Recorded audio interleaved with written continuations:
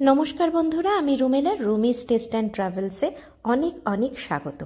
আজ তোমাদের সামনে দেখাবো সোয়া পোলাও আর ভাজা মশলার আলুর দম কী করে খুব সহজ উপায়ে অথচ ভীষণ তাড়াতাড়ি করা যায়।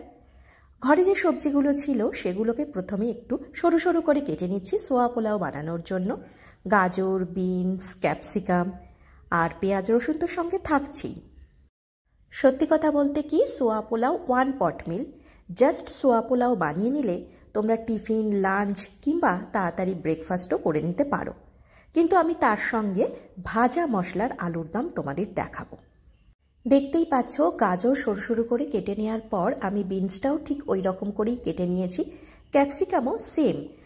তোমরা যদি এই কাটাগুলো খুব মোটা মোটা করে কাটো তাহলে কিন্তু সোয়া পোলাও বা যে কোনো রাইসের ক্ষেত্রে সেগুলো সেদ্ধ হতে সময় অনেক লাগবে, আর বেশিরভাগ ক্ষেত্রে সেগুলো কাঁচা থেকে যাবে।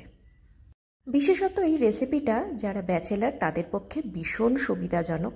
হাতে একদমই সময় নেই, অথচ কিছু তো একটা খেতে হবে, কারণ সব সময় বাইরে থেকে অনলাইনে অর্ডার দেয়া আমাদের শরীর বা পেট কোনো কিছুর পক্ষেই ঠিকঠাক নয়।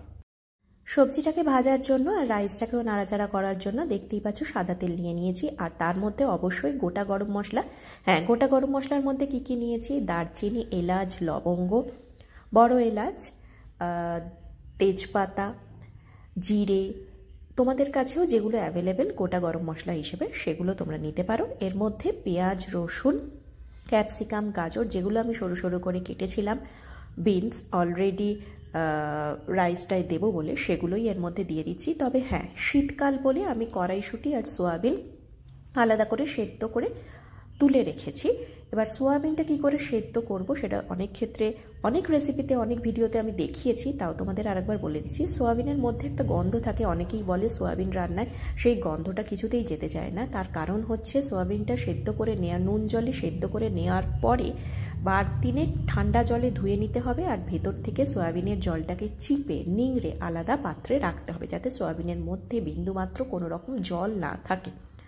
আর তার সাথে কড়াইশুঁটি অবশ্যই, কারণ কড়াইশুঁটিটা সেদ্ধ করে নেওয়ার কারণ হলো অনেক ক্ষেত্রে কাঁচা থেকে যায়, সবজিগুলোর সঙ্গে ঠিকঠাক সেদ্ধ হয় না, সেই জন্য প্রপারলি কুকড যাতে হয় সেই কারণে আমি এই দুটো উপকরণ আলাদা করে সেদ্ধ করেছি। আর কাজু, কিশমিশ এগুলো তো ড্রাই ফ্রুটস রাইসে যে কোনো দেওয়াই হয়। আমি কিশমিশ ব্যবহার করেছি, আমার বাড়ির মেম্বার্সরা কাজু পছন্দ করে না বলে, কিন্তু তোমরা অবশ্যই কাজু, কিশমিশ, আমন্ড যেগুলো ড্রাই ফ্রুটস এর মধ্যে দিতেই পারো।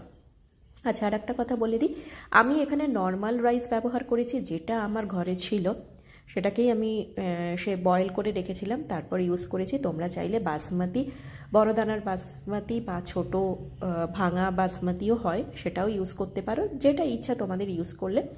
মোটামুটি আমি দেখিয়ে দিলাম চটজলদি, বিশেষ করে এটা ব্যাচেলারদের জন্য ভীষণ ইউনিক একটা রেসিপি। আর সবজিগুলো দেওয়ার পর নুন, হলুদ, জিরে, ধনে গুঁড়ো অ্যাজ ইউজুয়াল যা আমাদের ঘরে থাকে তাই।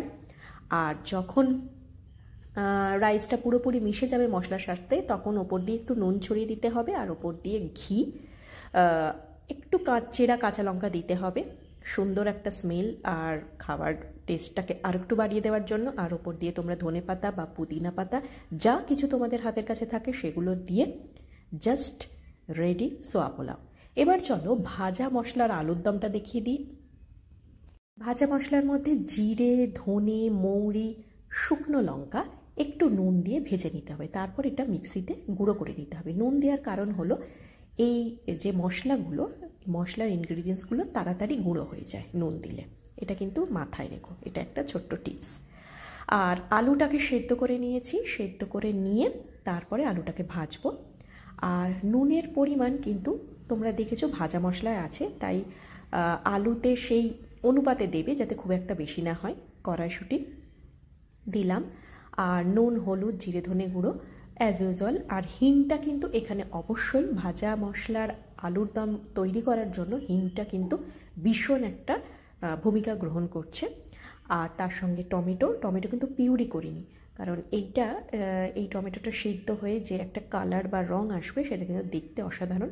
আর ভালো করে কষানোর সময় কিন্তু ভাজা মশলা দিয়ে দিয়েছি, যেটা আমি অলরেডি বানিয়েছি। কী কী দিয়ে বানিয়েছি আর একবার বলে দিই: জিরে, ধনে, মৌরি, শুকনো লঙ্কা। সামান্য একটু জল দেব, কারণ এটায় বেশি জল দেওয়ার দরকার নেই, কারণ আলুটা আমি অলরেডি সেদ্ধ করে রেখেছিলাম যাতে তাড়াতাড়ি হয়ে যায়। তো এই রেসিপিটা হচ্ছে ভীষণই কুইক রেসিপি, যেটা তোমরা চটজলদি করে নিতে পারো, সেই জন্য আলুটাকে বয়েল করেছি। তোমরা চাইলে শুধু আলুটাকে ভেজেও তারপর সেদ্ধ করতে পারো। ওপর দিয়ে আরেকটু অল্প গরম জল ছড়িয়ে তারপরে আরেকটু ভাজা মশলা আর গার্নিশিংয়ের জন্য অবশ্যই ধনেপাতা। জাস্ট রেডি আমাদের সোয়া পোলাও আর ভাজা মশলার আলুর দম। রেসিপিটা কেমন লাগলো অবশ্যই আমাকে জানাতে ভুলো না, আর ভালো লাগলে like, share, subscribe my channel Rumi's taste and travel.